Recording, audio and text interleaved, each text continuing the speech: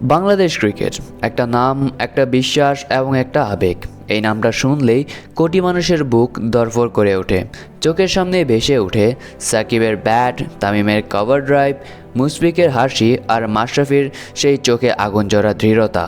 একটা সময় ছিল এই দলটা মাঠে নামলেই পুরো জাতি এক হয়ে যেত।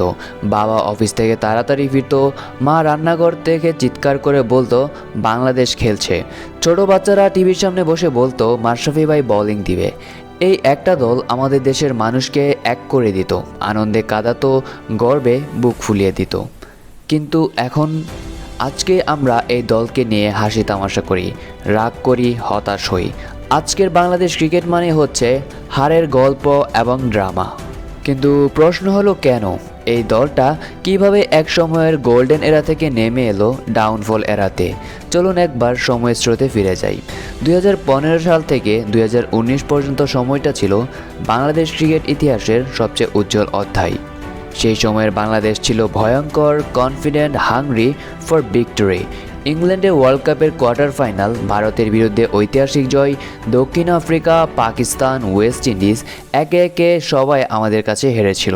মাশরাফি ভাইয়ের নেতৃত্বে দলটা ছিল পরিবারের মতো, যেখানে সিনিয়র জুনিয়র সবাই একে অপরকে সম্মান করত।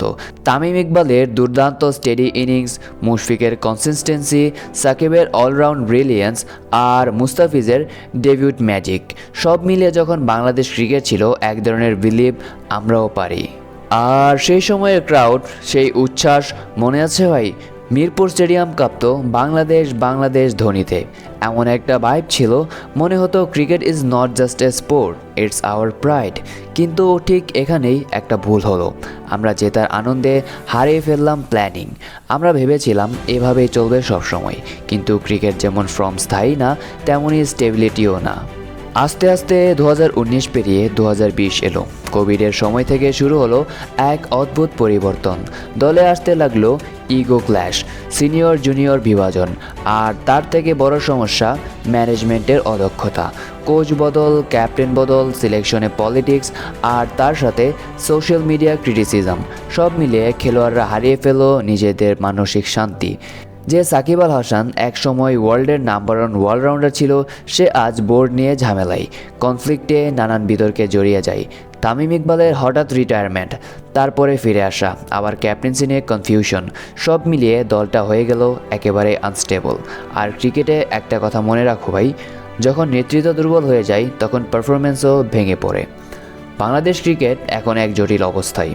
একদিকে সিনিয়ররা ক্লান্ত, অন্যদিকে জুনিয়ররা অভিজ্ঞতার অভাবে চাপ সামলাতে পারছে না। বিসিবি প্রতিবার নতুন মুখ এনে এক্সপেরিমেন্ট করছে, কিন্তু ক্লিয়ার প্ল্যান নেই। বোলিং অ্যাটাক অস্থির, ফিল্ডিং দুর্বল, আর ব্যাটিং লাইনআপের এত বাজে অবস্থা যা একেবারে বলার বাইরে। এখন দেখো, একটা সময় যে বাংলাদেশ চেস করতে পারতো 300 রান, আজ 200 রানের টার্গেটেই আমাদের টপ অর্ডার ভেঙে পড়ে।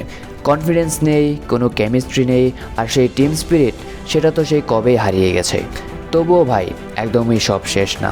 বাংলাদেশ ক্রিকেটের ইতিহাসে যতবার আমরা পড়েছি ততবারই আমরা উঠেছি।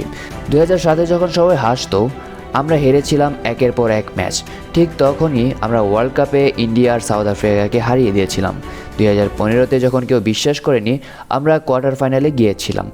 এখনও বাংলাদেশে কিছু তরুণ খেলোয়াড়দের চোখে রয়েছে আগুন।